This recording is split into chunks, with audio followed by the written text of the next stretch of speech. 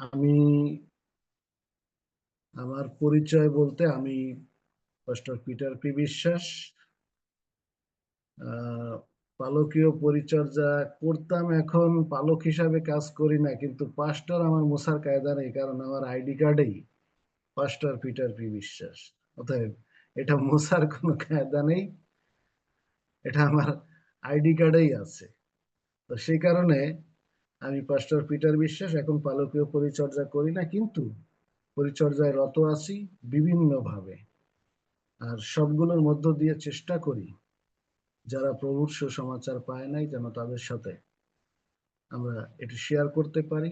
যারা প্রভুর পরিচয় জানে না তাদের কাছে প্রভুর পরিচয় তুলে ধরতে পারি। আমার জীবনের শেষ দিন পর্যন্ত আমি এই কাজকে এগিয়ে নিতে চাই।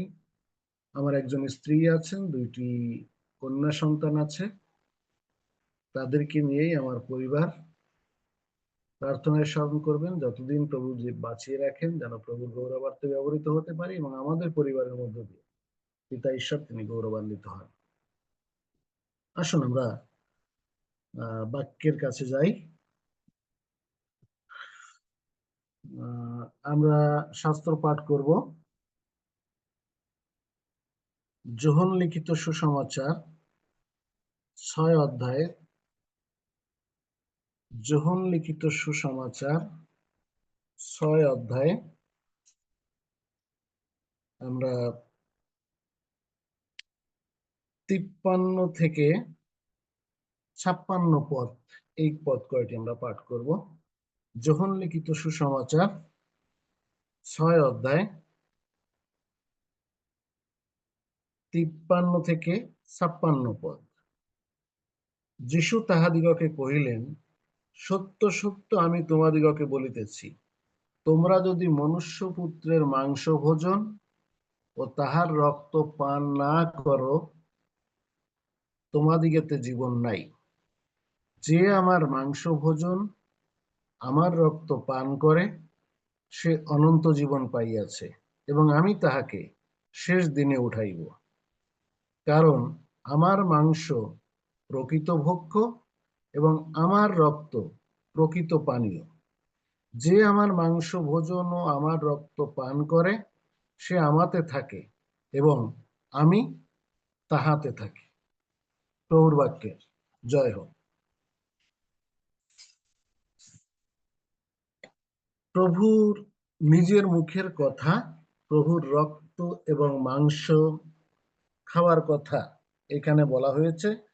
আর আমরা যে যে প্রতিষ্ঠানে থাকি না কেন, যে যে ডিনোমিনেশনে হই না কেন, যে যে বিশ্বাসে আমরা চলি না কেন, আমরা সকলেই অবগত এই বিষয়টা যে প্রভুর ভোজ যখন আমরা গ্রহণ করি, প্রভুর মাংস এবং রক্ত আমরা গ্রহণ করি। এখন এটা নিয়ে বিভিন্ন মতবাদ আছে, এবং সব থেকে প্রমিনেন্ট 4টা মতবাদ আমাদের মধ্যে প্রচলিত আছে। একটা হচ্ছে ট্রান্সসাবস্টিয়েশন, কনসাবস্টান্সিয়েশন, হোলি মিস্ট্রি এবং মেমোরিয়াল ভিউ। এই 4টা মতবাদ বিভিন্ন সম্প্রদায় আমাদের মধ্যে কেউ সমর্থন করে ট্রান্সসাবস্টান্সিয়েশন এই মতবাদকে, কেউ সমর্থন করে হোলি মিস্ট্রিকে, কেউ সমর্থন করে কনসাবস্টান্সিয়েশন এই মতবাদকে, আবার কেউ বা আমরা মেমোরিয়াল ভিউ এই মতবাদকে সমর্থন করে প্রভুর ভোজ গ্রহণ করি। আমার ছোটবেলার একটি কথা মনে পড়ে। আহ, আগে যারা বয়স্ক মানুষ ছিলেন, ইয়ং কোনো ছেলে মেয়ে দেখলে জিজ্ঞেস করতো, তোমার নাম কি? আমার নাম অমুক। চিনল না। তোমার বাবার নাম কি? বাবার নাম অমুক। তোমার ঠাকুরদার নাম কি? ও ঠাকুরদার নাম, ও এইবার চিনছি। মানে এই যে পরিচয় জিজ্ঞাসা করায় মূলে যে কারণটা কাজ করে, সেটা হচ্ছে যে সে হয়তো একটা জেনারেশনকে চেনে না, তার পূর্ববর্তী জেনারেশনকে চেনে, অথবা সেই জেনারেশনকে না তার পূর্ববর্তী জেনারেশনকে হয়তো বা সে চিনতে পারে। এই যে জিজ্ঞাসা, এটা দিয়ে আমরা বুঝতে পারি যে একটা জেনারেশন গ্যাপ থাকলে অনেক সময় আমরা পরিচিতি আমরা সেভাবে পরিচয় দিতে পারি না। কিন্তু আজকে যে বিষয় নিয়ে আমি আলোচনা করতে চাই, যে প্রভু মনুষ্যপুত্রের রক্ত এবং মাংস, এই বিষয় নিয়ে আজকে আমি আলোচনা করতে চাই। আর এই বিষয়টা আমরা মূলত দেখতে পারি প্রভুর ভোজের মধ্যে। কিন্তু এই প্রভুর ভোজ কিন্তু প্রভু যীশু খ্রিস্ট থেকেই কিন্তু প্রভুর ভোজ, কিন্তু এর একটা পূর্ববর্তী জেনারেশন আছে। যদি আমরা একটু লক্ষ্য করি তাহলে দেখতে পারবো প্রভু যীশু খ্রিস্ট সুসমাচার এই কথা বলা হচ্ছে যে প্রভু যীশু খ্রিস্ট তিনি বিস্তার পর্ব পালন করলেন এবং প্রভুর ভোজ স্থাপন করলেন। তার মানে নিস্তার পর্বের যে ভোজ, সেই ভোজটাই আজকের দিনে প্রভুর ভোজ। এই কথা আমরা সবাই ভালো করে জানি, আমার থেকে সবাই আপনারা ভালো জানেন।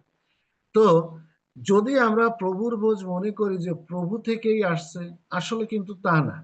নিস্তার পর্বের ভোজ, যেটি যাত্রা পুস্তক 12 অধ্যায়ে লিপিবদ্ধ আছে, সেখান থেকেই কিন্তু এই প্রভুর ভোজ আসছে। এবং সেখানেই এই খাবারের কথাটা, বৎসরে প্রতি বৎসর এই নিস্তার পর্ব পালনের কথাটা, এই নিস্তার পর্বের ভোজ খাওয়ার কথাটা সেখানে বংশানুক্রমে এটা পালন করে আসতেছিল জিহুদি সম্প্রদায়।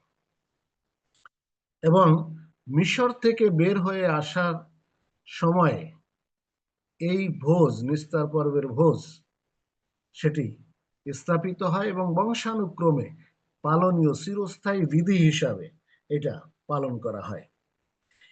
এই যে প্রভুর ভোজ স্থাপন, একটা নতুন নিয়ম স্থাপন, এরও একটা ধারাবাহিকতা আছে। আমরা যদি জিরোমীয় 31 অধ্যায়ের 31 পদটা একটু দেখি, সেখানে লেখা, সদাপ্রভু বলেন, দেখো এমন সময় আসিতেছে যে সময়ে আমি ইসরায়েল কুলের ও জিহুদা কুলের সহিত এক নূতন নিয়ম স্থির করিব। মিশর দেশে হইতে তাহাদের পিতৃপুরুষ দিগকে বাহির করিয়া আনিবার জন্য তাহাদের হস্ত গ্রহণ করিবার দিনে আমি তাহাদের সহিত যে নিয়ম স্থির করিয়াছিলাম, সেই নিয়ম অনুসারে নয়, আমি তাহাদের স্বামী হইলেও তাহারা আমার নিয়ম লঙ্ঘন করিল, ইহা সদাপ্রভু কহেন। কিন্তু সেই সকল দিনের পর আমি ইসরায়েল কুলের সহিত এই নিয়ম স্থির করিব, ইহা সদাপ্রভু কহেন, আমি তাহাদের অন্তরে আমার ব্যবস্থা দিব এবং তাহাদের হৃদয়ে তাহা লিখিব, এবং আমি তাহাদের ঈশ্বর হইব ও তাহারা আমার প্রজা হইবে। প্রভু শুধুমাত্র, প্রভুর বাক্য শুধুমাত্র যে যাত্রা পুস্তকেই এই কথা লিপিবদ্ধ আছে তা না। আমরা জিরোমীয় ভাববাদী পুস্তকে গেলেও দেখতে পারি যে এই নিয়ম যে স্থাপিত হবে, এটা কিন্তু ভাববাণী করা আছে। এবং প্রভু যীশু খ্রিস্ট সেই ভাববাণী অনুসারে এই নিয়ম স্থাপন করেছেন। আমরা পত্রাবলীগুলোতে পড়লে দেখতে পারবো যে এই নিয়মের কথা তারাও বলেছেন। আসি আমরা মূল আলোচনায়। শরীরকে সুস্থ রাখার জন্য আমাদের যেমন উপযুক্ত খাদ্য এবং পানীয়ের প্রয়োজন হয়, ঠিক একইভাবে আত্মাকে সতেজ রাখার জন্য আমাদেরকে আত্মার খাবার, যেটি প্রভু বাক্য এই কথা বলেছে যে প্রভুর রক্ত এবং মাংস, এটি আমাদের আত্মাকে সুস্থ রাখে বা সতেজ রাখে বা বাঁচিয়ে রাখে। আমরা যখন খাবার খাই, প্রত্যেক দিন খাবার খাই, যখন খাবারের অভাব হয় তখন কিন্তু আমরা নিস্তেজ হয়ে পড়ি, তখন আমরা শারীরিকভাবে দুর্বল হয়ে পড়ি। কিন্তু আবার যখন খাবার খাই তখন আমরা আবার সতেজ হই। ঠিক একইভাবে আত্মায় যখন আমরা দুর্বল হয়ে পড়ি, যখন আমরা প্রভু যীশু খ্রিস্টের মাংস ভোজন করি এবং রক্ত পান করি, তখন আমরা আত্মায় সবলতা লাভ করি। তো এই যে প্রভু যীশু খ্রিস্টের মাংস ভোজন এবং রক্তপান, এই মতবাদের প্রেক্ষাপটে যদি আমরা বিভিন্নভাবে আলোচনা করি, আমরা দেখতে পারি যে প্রভুর ভোজ আজকে এমন হয়ে গেছে যে প্রভুর ভোজ আমরা আহ, অনেকটা লৌকিকতার মধ্যে নিয়ে আসছি, কিন্তু আসলে এটি লৌকিকতার চেয়ে গুরুত্বপূর্ণ হচ্ছে এটা আত্মিক বৃদ্ধির জন্য, এটা পবিত্রতায় এটা গ্রহণ করা প্রয়োজন। কিন্তু সেখানে আমরা দেখতে পারি যে কেউ কেউ বিভিন্নভাবে এটা অ্যাডভার্টাইজ করে। কিরকম অ্যাডভার্টাইজ করে? এরকম যে আমরা ছোটবেলায় দেখতাম যে হরলিক্স, হরলিক্স খাইলে কি হয়, এনার্জি বাড়ে। তারপরে কিছুদিন পরে দেখলাম যে কমপ্ল্যান খাইলে নাকি আবার মানুষ লম্বা হয়ে যায়। হরলিক্স কোম্পানি কি করলো, সিনিয়র হরলিক্স থাকলো, এবার জুনিয়র হরলিক্স তৈরি করলো। আর কিছুদিন পরে এসে কি করলো যে আহ, মহিলাদের 40 বছর বয়স হয়ে গেলে তাদের বোন ডেন্সিটি লো হয়ে যায়। তাহলে লো বোন ডেন্সিটি এটাকে রিকভার করার জন্য কি করতে হবে, ওমেন হরলিক্স বা মাদার হরলিক্স। তারপরে এসে এখন একটা কমন ডায়লগ সেই অ্যাডভার্টাইজে বলা হয় যে দুধের মধ্যে হরলিক্স দাও, দুধের শক্তি বাড়াও। যে দুগ্ধ মধু প্রবাহী দেশে ঈশ্বর আমাদেরকে নিয়ে যেতে চাইলেন, যে দুধকে বলা হয় সমস্ত খাবারের মধ্যে শ্রেষ্ঠ খাবার, সেটা কি বুড়ো হয়ে গেছে যে তার শক্তি বাড়ানোর জন্য তার মধ্যে এখন হরলিক্স দেওয়া লাগবে? আজকে অনেকেই আছে, আমরা এরকম বলে থাকি, আসুন আমরা প্রভুর রোজ গ্রহণ করার জন্য রুটি বিস্কুট মুড়ি চানাচুর যে যা নিয়েছি চা, এটা কেন আমরা এই যে ভুল থিওরি গুলো, ভুল অ্যাডভার্টাইজমেন্ট গুলো আমরা এখানে দিয়ে দিই? আমি জানি না কেন আমরা এই কথা বলি। প্রভুর বাক্য এই কথা বলছে যে আমরা রুটি এবং দ্রাক্ষারস, হ্যাঁ, যারা আমরা প্রতীকী হিসাবে গ্রহণ করি, তারা যদি আমরা প্রতীকী হিসাবে তার সমতুল্য কোনো কিছু নেই, সেটা আমাদের ব্যক্তিগত ব্যাপার। কিন্তু তার জন্য তো কোনো অ্যাডভার্টাইজমেন্টের দরকার নেই যে আমরা মুড়ি চানাচুর দিয়ে প্রভুর ভোজ করব। একজন টিকাকারক তিনি ব্যাখ্যা করে বলছেন, যদি আমরা দ্রাক্ষারস এবং খামিহীন রুটি ছাড়া প্রভুর ভোজে অন্য কিছু ব্যবহার করি, তাহলে এইটা প্রকৃতপক্ষে প্রভুর ভোজ হয় না। আমি কোনো মতবাদের ব্যাখ্যা বলতে চাই না, আমি কোনো এইটা, কিন্তু আমি স্রেফ যে বিষয়টা নিয়ে কথা বলতে চাই সেটা হচ্ছে প্রভুর ভোজ গ্রহণে আমরা প্রভুর দেহরূপ মাংস বা তার প্রতীকে আমরা যেটা সেটি গ্রহণ করি, এবং রক্তরূপ পানপাত্র আমরা গ্রহণ করি। এবং এটাই হবে আমাদের বলার কথা, অন্য কিছু আমরা এর সঙ্গে যুক্ত না করাটা সমীচীন বলে আমি ব্যক্তিগতভাবে মনে করি। এখানে যেহেতু বাইবেল স্পষ্ট করে বলছে যিশুর রক্ত এবং মাংস খাওয়ার কথা, এখন এই রক্ত আর মাংসের যে ব্যাখ্যাটা আমি যেরকম ভাবে বুঝি, আমি সেই বিষয়টা একটু ব্যাখ্যা করে বলার চেষ্টা করছি। যোহন লিখিত সুসমাচার 1 অধ্যায় 1 পদে লেখা আছে, আদিতে বাক্য ছিলেন, বাক্য ঈশ্বরের সহিত ছিলেন এবং বাক্যই ঈশ্বর ছিলেন। আর ওই একই অধ্যায়ের 14 পদে বলা হচ্ছে, সেই বাক্য মাংসে মূর্তিমান হইলেন, আমাদের মধ্যে প্রবাস করিলেন, আমরা তাহার মহিমা দেখিলাম, যেমন পিতা হইতে আগত এক জাতের মহিমা, যিনি অনুগ্রহ এবং সত্যে পূর্ণ। প্রভু যীশু খ্রিস্ট তিনি বাক্য ছিলেন, ঈশ্বর ছিলেন, এবং তিনি মাংস রূপে আমাদের কাছে প্রকাশিত হলেন। কিন্তু এই যে সত্য, এই সত্যই হচ্ছে মনুষ্যপুত্রের মাংস খাওয়া এবং তার রক্ত খাওয়া, যেটা হচ্ছে ঈশ্বরের বাক্য, বাক্য খাওয়া। আমি সেটা মনে করি এবং আমি সেই কথা বলতে চাই। আমি শুরুতে বলেছিলাম এই কথা, প্রভুর ভোজ স্থাপনের পূর্বে যদি আমরা একটু লক্ষ্য করি, প্রভুর ভোজ স্থাপিত হয়েছে কবে?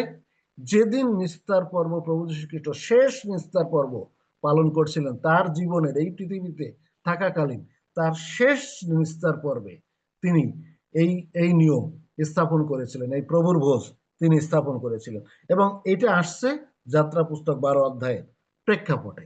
যাত্রা পুস্তক 12 অধ্যায়ে এই পদগুলিতে বলা আছে যে সেদিন আমরা, তারা নিস্তার পর্ব পালনের জন্য তারা মেষ নিবে, এবং সেই মেষ কিভাবে খাবে সেটার ব্যাখ্যা আছে। তাহলে আজকে যদি বাক্য যদি প্রভু যীশু খ্রিস্টের মাংস হয় বা বাক্য যদি প্রভু যীশু খ্রিস্ট হয়, তাহলে বাক্য খাওয়ারও একটা নিয়ম আছে। এখন এই বাক্য আমরা কিভাবে খাবো, কিভাবে আমরা খেতে পারি? প্রভু যীশু খ্রিস্টকে দেখে যোহন বাপ্তাইজক তিনি বলেছিলেন, ওই দেখো ঈশ্বরের মেষশাবক, যিনি জগতের পাপভার লইয়া যান। প্রভু যীশু খ্রিস্টকে নিস্তার পর্বের মেষশাবক হিসাবে যোহন বাপ্তাইজক আমাদের সঙ্গে পরিচয় করিয়ে দিয়েছেন। প্রথম পিতর 1:18-19 পদে লেখা আছে, তোমরা তো জানো তোমাদের পিতৃপুরুষগণের সমর্পিত অলিক আচার ব্যবহার হইতে তোমরা ক্ষয়নীয় বস্তু দ্বারা, রৌপ্য বা স্বর্ণ দ্বারা মুক্ত হও নাই, কিন্তু নির্দোষ ও নিষ্কলঙ্ক মেষশাবক রূপ খ্রিস্টের বহুমূল্য দ্বারা মুক্ত হইয়াছ। একটি মেষ যেমন মানুষের জন্য তার সবকিছু দিয়ে দেয়, ঠিক একইভাবে প্রভু যীশু খ্রিস্ট আমাদের জন্য, পাপী মানুষের জন্য তার সবকিছু তিনি দিয়ে দিয়েছেন। তার রক্ত, তার মাংস, তার জীবন, সমস্ত কিছু তিনি আমাদের জন্য দিয়েছেন, একেবারে স্রেফ একটা মেষের মতো। আর তাই যোহন বাপ্তাইজক সেদিন আত্মায় উদ্দীপ্ত হয়ে এই কথা বলেছিলেন, ওই দেখো ঈশ্বরের মেষশাবক। আর বিস্তার পর্বের ভোজ পালন করার সময় প্রভু যীশু খ্রিস্ট প্রভুর ভোজ যখন স্থাপন করলেন, তখন তিনি সেটা ব্যাখ্যা করে বললেন যে এই মাংস বা প্রভু যীশু খ্রিস্টের মাংস আমরা কিভাবে খেতে পারি। যারা মনে করে যে আমরা যখন দ্রাক্ষারস বা রুটি আমরা নেই, সেটা যখন সরাসরি প্রভু যীশু খ্রিস্টের রক্ত এবং মাংস হয়ে যায়, তখন আমরা অন্যদের কাছে পরিচিত হয়ে যাই যে আমরা নরখাদক, তাই না? আমরা মানুষের মাংস খাই, মানুষের রক্ত খাই, তাহলে আমরা নরখাদক রূপে গণ্য হয়ে যাই। কিন্তু আমাদের মধ্যেই একটা সম্প্রদায়ের লোকেরা বিশ্বাস করে যে যখন আমরা প্রভুর ভোজ গ্রহণ করি, এটা সরাসরি প্রভু যীশু খ্রিস্টের রক্ত এবং মাংসে পরিণত হয়ে যায়। আমরা আবার তার মধ্যে একটা সম্প্রদায় আমরা বিশ্বাস করি যে না, এটা প্রতীকী মাত্র, সিম্বলিক মাত্র। তো যেভাবেই হোক, নিস্তার পর্বের মধ্য দিয়ে এইটা আসছে, কিন্তু নিস্তার পর্বে সেই নিয়ম বলা আছে এই মাংস কিভাবে খেতে হবে। তাহলে ঈশ্বরের বাক্যকে কিভাবে খেতে হবে, এটাও একটা নিয়ম। নিস্তার পর্বের কথায় সেখানে বলা আছে, যাত্রা পুস্তক 12 অধ্যায়, তোমরা তাহার মাংস কাঁচা, কাঁচা মানে কাঁচা মাংস তোমরা খেও না, কাঁচা মাংস। তাহলে আমরা যদি কাঁচা মাংস খাই কি হবে আমাদের? কাঁচা মাংস খেলে, কাঁচা মাংস খেলে কি হয়? কাঁচা মাংসে কি থাকে? আমরা বেশিরভাগ লোকেরা জানি আজকে বিজ্ঞানের যুগে কাঁচা মাংসে রোগ জীবাণু থাকে। কাঁচা মাংস খাইলে সেটা আমরা আক্রান্ত হই, তাই না? তাহলে প্রভুর বাক্য আমরা কিভাবে কাঁচা খাই? এই প্রভুর বাক্য কাঁচা খাওয়ার অর্থটা ঠিক এরকম, পবিত্র আত্মার পরিচালনায় যদি আমরা এটা না খাই, তাহলে সেটা কাঁচা খাওয়া হবে। এবং আক্ষরিক অনুবাদ করে যদি আমরা তার ব্যাখ্যা করি, তাহলে সেটা কাঁচা খাওয়ার মতোই হবে। যেরকম বলা আছে মথিলিখিত সুসমাচার 6:6 যে তোমরা দ্বার রুদ্ধ করো। যখন তোমরা প্রার্থনা করবো তখন কি করবা? দ্বার রুদ্ধ করো। তার মানে আজকের দিনে যখনই আমি প্রার্থনা করি, দরজা বন্ধ না করলে যদি আমি প্রার্থনা করি, তাহলে তো আমার প্রার্থনা হবে না। তাহলে দ্বার রুদ্ধ মানে দরজা বন্ধ করতেই হবে। এরকম আক্ষরিক অর্থে কিন্তু এই কথা বলা হয় নাই। আবার বলা হচ্ছে যে লোকলিখিত সুসমাচার 6:12 তিনি রাজ্যে গিয়ে পাহাড়ে গিয়ে প্রার্থনা করলেন। তাহলে আমরা যদি পাহাড়ে গিয়ে প্রার্থনা করতে হয়, তাহলে পাহাড় যে জায়গায় আছে সেই জায়গায় গিয়ে প্রার্থনা করতে হবে, তা নাহলে তো আমার প্রার্থনা হবে না। বলা আছে দানিয়েল 6 অধ্যায়ে যে জেরুসালেম মুখী হয়ে প্রার্থনা করা। এখন জেরুসালেমের ম্যাপ ধরে আমাকে প্রার্থনা করতে হবে, জেরুসালেম কোন দিকে আছে সেই দিকে মুখ করে আমাকে প্রার্থনা করতে হবে, তা না হলে তো আমার প্রার্থনা হবে না। এখানে বলা হচ্ছে কাঁচা খাওয়ার অর্থ হচ্ছে, মাংস কাঁচা খাওয়ার অর্থ হচ্ছে রোগ জীবাণু শুদ্ধ খাওয়া, তার মানে না বুঝে খাওয়া। ভুল করে খাওয়া, মানে উপযুক্ত ব্যাখ্যা না করে আমরা যদি ঈশ্বরের বাক্য খাই তাহলে কাঁচা মাংস খাওয়া হবে। দ্বিতীয় বলা হচ্ছে ঈশ্বরের বাক্য জলে সিদ্ধ করে খাওয়া উচিত। অর্থাৎ যাত্রা পুস্তক 12 অধ্যায় বলা আছে তোমরা কাঁচা মাংস খাবে না, কিন্তু জলে সিদ্ধ করেও তোমরা খাবে না। এই জলে সিদ্ধ করলে কি হয়? আমরা যারা রান্না করেন, বিশেষ করে অনেক মহিলা চেহারা দেখতে পাচ্ছে, মহিলারা রান্না করে বেশি না, যখন আপনি রান্না করেন চাউল দেন, চাউল যখন সিদ্ধ করেন চাউলের ভিতরে কি ঢোকে? পানি ঢোকে। পানি ঢোকে বলেই তো সেটা ভাত হয়। তাহলে চাউল আর চাউল থাকলো না, চাউলের মধ্যে পানি ঢুকে কি হয়ে গেল? ভাত হয়ে গেল, চাউল আর থাকলো না। ঠিক একইভাবে মাছ, মাংস, সবজি, তরকারি আমরা যাই খাই না কেন, এটা যখন আমরা অন্য কিছুর সাথে দিয়ে খাই তখন আর সেটা মিক্সচার হয়ে যায়। তাহলে বাক্য যখন আমরা গ্রহণ করি তখন যেন এরকম মিক্সচার করে গ্রহণ না করি। অনেক সময় আমরা বাক্যকে মিক্সচার করি। কিরকম? বলা আছে যে আহ, এই পৃথিবীতে অনেক দৃষ্টান্ত, অনেক কথা, অনেক প্রমিনেন্ট লোকের কথা না বলে আমরা ঈশ্বরের বাক্য বলতে পারি না। কিন্তু মনে রাখবেন, বাইবেলের আদি পুস্তক থেকে প্রকাশিত বাক্য পর্যন্ত বাইবেলকে ব্যাখ্যা করার জন্য হাজারো দৃষ্টান্ত আছে। এজন্য জগতের কোনো দৃষ্টান্তের কোনো দরকার নাই। জগতের কোনো দৃষ্টান্ত দিয়ে যদি বাইবেলের ব্যাখ্যা বুঝতে হয় তাহলে ঠিক জলে সিদ্ধ করে মাংস খাওয়ার মতো হবে, যা এর ভিতরে জল ঢুকে যাবে, কোনো না কোনো ভাবে ঢুকবে।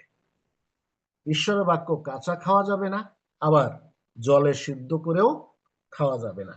তবে হ্যাঁ, প্রভু যীশু খ্রিস্ট নিজে কিছু উদাহরণ, কিছু দৃষ্টান্ত তিনি দিয়েছেন, এটা বোঝার সুবিধার্থে আমরা সেগুলো ব্যবহার করতে পারি। কিন্তু বাক্যের থেকে যদি দৃষ্টান্ত বড় হয়ে যায়, বাক্যের থেকে যদি গল্প বড় হয়ে যায়, তাহলে সেটা সেটা হবে জলে সিদ্ধ করে খাওয়া মতো।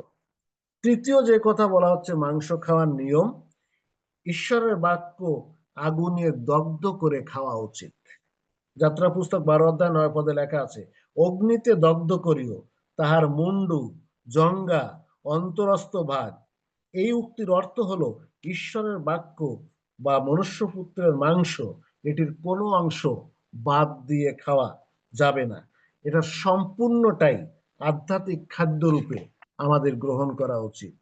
আমাদের মধ্যে অনেকে আছেন, অনেকেই বলে থাকেন আর লেবীয় পুস্তকে যা লেখা আছে এগুলো কোনো নিয়ম কানুনের মধ্যে পড়ে না, এগুলো দেখলে তো আমরা এগুলো পালন করতে পারি। আমাদের মধ্যে অনেক লোক আছে যে প্রকাশিত বাক্য লেখার সময় যখন তার মাথা খারাপ হয়ে গেছিল, একা একা নির্বাসিত ছিল, পাগল হয়ে এগুলো লেখছে, এ বোঝা যায় না। আমরা অনেক সময় বলে থাকি, ওই লোকেরা যেমন ভাবে বলেছে, সাধু পৌল তার বহু বিদ্যাভ্যাস তাকে পাগল করে তুলছে, অতএব পৌল এগুলো লেখছে, পাগলের প্রলাপ লেখছে, সুসমাচারই তো যথেষ্ট। খ্রিস্টতে প্রিয় সুধীজন, আমি এই কথা বলছি আমাদের কখনো যেন এইরকম চিন্তা আমাদের মধ্যে না আসে। আজ থেকে 2000 বছর আগে যা ঘটেছিল সেটি যেমন আমরা বিশ্বাস করি, আজ থেকে 6000 বছর আগে যা ঘটেছিল সেটিও একই রকম বিশ্বাস নিয়ে আমাদের বিশ্বাস করা উচিত। কোনোটা আমরা বাদ দিয়ে বিশ্বাস করতে পারবো না। এর দগ্ধ করে খাওয়া উচিত, এর মানে হচ্ছে পবিত্র আত্মা দ্বারা পরিচালিত হয়ে ঈশ্বরের বাক্য যেমন ঈশ্বর থেকে এসেছে, ঠিক একইভাবে আমাদেরকেও ঈশ্বরের বাক্য আত্মায় পরিচালিত হয়ে আমাদেরকে সেটিকে গ্রহণ করতে হবে। এই জন্য 2 পিতর 1 অধ্যায় 20-21 পদে লেখা আছে,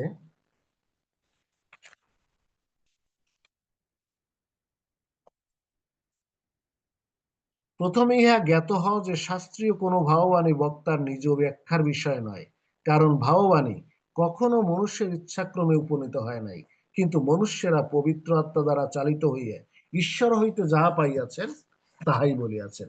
তাহলে আদি পুস্তক থেকে প্রকাশিত বাক্য পর্যন্ত পুরাটাই আত্মায় পরিচালিত হয়ে ঈশ্বরের লোকেরা এই বাক্য লিখেছেন।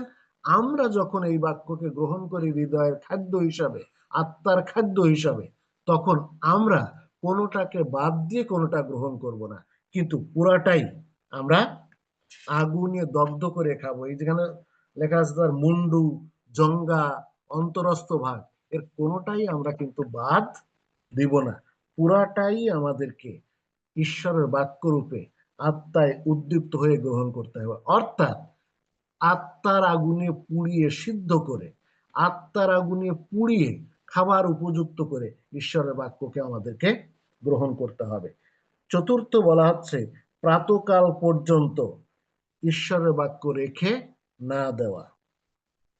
প্রাতকাল পর্যন্ত লেখা আছে, আর প্রাতকাল পর্যন্ত তাহার কিছুই রাখিও না, কিন্তু প্রাতকাল পর্যন্ত যাহা অবশিষ্ট থাকে তাহা অগ্নিতে পোড়াইও ফেলিও।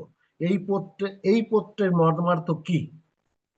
অর্থাৎ ঈশ্বরের বাক্য খাওয়া উচিত রাতের মধ্যেই। এই রাত কেমন? এই যে পৃথিবীতে আমরা বসবাস করছি, এই পৃথিবী কিন্তু শয়তানের কর্তৃত্বের অধীন। আমরা রাতে বাস করছি। আপনি আমি আমরা চারিদিকে তাকালেই দেখতে পাবো শয়তানের কার্যকলাপ। এই পৃথিবীতে যত কিছু ঘটছে সবকিছুই শয়তান দ্বারা নিয়ন্ত্রিত। কারণ যোহন লিখিত সুসমাচারে এক জায়গায় না, দুই জায়গায় না, তিনটি জায়গায় পরিষ্কার করে বলা আছে এই জগতের অধিপতি হচ্ছে শয়তান।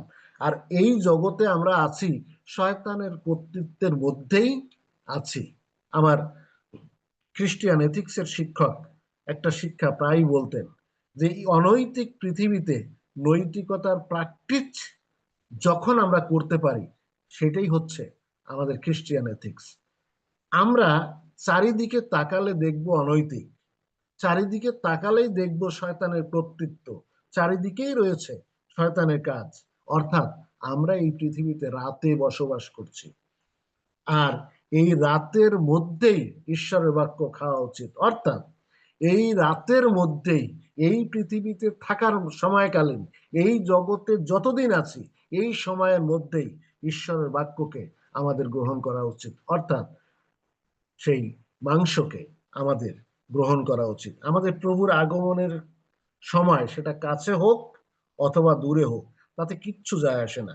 যতদিন আমাদের প্রভুর সাক্ষাৎ না হয় ততদিন পর্যন্ত মনুষ্যের পুত্রের মাংস ভক্ষণ এবং তার রক্ত পান আমাদের করে যেতে হবে। কেন? কারণ এখন আমরা রাতে বসবাস করছি, এবং যাত্রা পুস্তকে সেই কথা বলা আছে, কোনো কিছুই সকাল পর্যন্ত, প্রাতকাল পর্যন্ত যেন আমরা রেখে না দেই। তার মানে ঈশ্বরের বাক্য গ্রহণ করার এখনই উপযুক্ত সময়। এবং পঞ্চম বিষয় বলে শেষ করতে চাই, মনুষ্যপুত্রের রক্ত পান করার কথা। চারটা আমি বলেছি মাংস খাওয়ার কথা। আমরা জাগতিকভাবে যে কোনো খাবার খাই, সেই খাবার ততক্ষণ পর্যন্ত হজম হয় না যতক্ষণ পর্যন্ত আমরা সেখানে জল বা পানি না দিই। সেটা কিন্তু হজম হয় না। আপনি আমি যতই ঈশ্বরের বাক্য খাই না কেন, কিন্তু যদি মনুষ্যপুত্রের রক্ত পান আমরা না করি, তাহলে সেটি আমাদের শরীরে কাজে লাগবে না। জীবন ধারণের জন্য খাদ্য গ্রহণ যেমন প্রয়োজনীয়, ঠিক একইভাবে জলও প্রয়োজন। তাহলে শুধুমাত্র মাংস গ্রহণ করা প্রয়োজন না, বাক্য গ্রহণ করা প্রয়োজন না, কিন্তু সাথে সাথে যিশুর রক্ত পান করা উচিত। কেন? যেন সেটি আমাদের হজম হয়। আর যখনই হজম হয়, সেই খাদ্যের উপযুক্ততা বা সেই খাদ্যের যে গুণ, পুষ্টি গুণ, সেটা আমাদের শরীরে লাগে। ঠিক একইভাবে ঈশ্বরের বাক্য খাইলাম, মাংস খাইলাম, কিন্তু যিশুর রক্ত পান করলাম না। এখনো আমাদের মধ্যে এমন কিছু সম্প্রদায়ের লোকেরা আছে যারা প্রভুর ভোজের সময় শুধুমাত্র রুটি খায়, কিন্তু দ্রাক্ষারস খায় না। অর্থাৎ তাদের সেটা হজম হয় না। আমি এই কথা বলে শেষ করতে চাই, মানবিক প্রচেষ্টার দ্বারা মনুষ্যপুত্রের রক্ত পান করা, অর্থাৎ ঈশ্বরের বাক্যে পথ চলা, এটি যায় না, এটি আমাদের কাজে আসে না। আমি আমি এক কথা বলছি যে আমরা যখন খাবার খাই, সেটা হজম যখন হয় তখন আমার শরীরে এনার্জি আসে, রক্ত আসে, মাংস আসে, পুষ্টি আসে, ক্যালসিয়াম আসে, আমাকে সচল করে। ঠিক একইভাবে ঈশ্বরের বাক্য মাংস হিসাবে যখন আমরা গ্রহণ করছি, প্রভু যীশু খ্রিস্টের মাংস যখন আমরা গ্রহণ করছি, সেটার সাথে সাথে যখন আমরা রক্ত পান করি, তখন সেটি হজম হয় এবং আমার আত্মিক জীবনের কার্যকারিতাও তখন বৃদ্ধি পায়। আমরা যদি আমরা কখনোই নিজের প্রচেষ্টায় আমরা পাপ থেকে মুক্ত হতে পারতাম না, যদি না প্রভু যীশু খ্রিস্ট ক্রুশে বিদ্ধ হতো। আজ ঈশ্বরের পবিত্র আত্মাকে পাঠানোর প্রয়োজনও হতো না। আমাদের পাপ ক্ষমা করার জন্য যীশু খ্রিস্টকে ক্রুশবিদ্ধ হতে হয়েছিল, কারণ আমরা নিজের পাপের সমাধান করতে অক্ষম ছিলাম। কিন্তু পবিত্র আত্মাকে তিনি পাঠিয়েছেন যেন তার কাছ থেকে আমরা সাহায্য পাই এবং আমাদের আবর্জনাপূর্ণ হৃদয়কে পরিবর্তিত হয়ে এক নির্মল হৃদয়ে আমরা পরিবর্তন করতে পারি। পবিত্র আত্মা হলো ঈশ্বরের আত্মা। তিনি আমাদেরকে সাহায্য করেন যাতে আমরা ঈশ্বরের সন্তানেরা আত্মায়, সত্যে এবং ধার্মিকতায় আমরা বসবাস করতে পারি। তার বাক্যেতেই আমরা জীবনযাপন করতে পারি। খ্রিস্টেতে প্রিয় সুধীজন, আমি অনুরোধ করব ঈশ্বরের বাক্যকে, খ্রিস্টের মাংসকে আমরা এমনি ভাবে গ্রহণ করি যেন সেটি আমার কাজে লাগে, আমার উপযুক্ত ভাবে আমার জীবনকে পরিচালনা করতে পারে। আপনি যতই খান, যদি সেটার কার্যকারিতা আমাদের শরীরে না লাগে, তাহলে তো পোলিও রোগের মতো অবস্থা হবে, হজম হবে না। কৃমি পেটে কৃমি থাকলে যেমন হয়, হ্যাঁ, হাত পা চিকন হয়ে যাবে, খালি পেটটা খাবো আর পেটটা বড়। আবার যদি ঈশ্বরের বাক্য হজম না হয়ে শুধু আমরা মাথার চিন্তার মধ্যে রাখি, তাহলে আমার বডির থেকে মাথা যাবে অনেক বড় হয়ে, জ্ঞান বাড়বে, বুদ্ধি বাড়বে, কিন্তু আমার জীবনকে আমরা সেভাবে পরিচালনা করতে পারবো না। তাই আমি অনুরোধ করব, ঈশ্বরের বাক্য শুধু খাবো না, কিন্তু আমাদের ব্যবহার দিয়ে, আমাদের কাজ দিয়ে, আমাদের আচরণ দিয়ে প্রকাশ করব যে ঈশ্বরের বাক্য রূপ মাংস আমরা খেয়েছি এবং সেটিকে আমরা আমাদের জীবনে প্রমাণ করছি যে আমরা ঈশ্বরের বাক্যের বাধ্যতায় চলি। আসুন, ঈশ্বরের বাক্য যে আমরা খাই, প্রতিনিয়ত যে আমরা খাই, বা মাশরুম প্রভু যীশু খ্রিস্টের মাংস যে আমরা প্রত্যেকদিন খাই, তার কার্যকারিতা আমাদের কথায়, ব্যবহারে, কাজে আমরা প্রকাশ করি। প্রভু আমাদের প্রত্যেককে এই বাক্যের মধ্য দিয়ে প্রচুর রূপে আশীর্বাদ করুন, যেন ঈশ্বরের বাক্যের উপযুক্ত কার্যকারী হই। প্রভু আমাদের প্রত্যেককে সাহায্য করুন। আসুন প্রার্থনা করি। প্রেমময় পিতা, আমরা যিশুর নামে তোমার ধন্যবাদ দিই, তোমার গৌরব করি, তোমার প্রশংসা করি। প্রভু, তোমার বাক্য তুমি আমাদের কাছে দিয়েছ,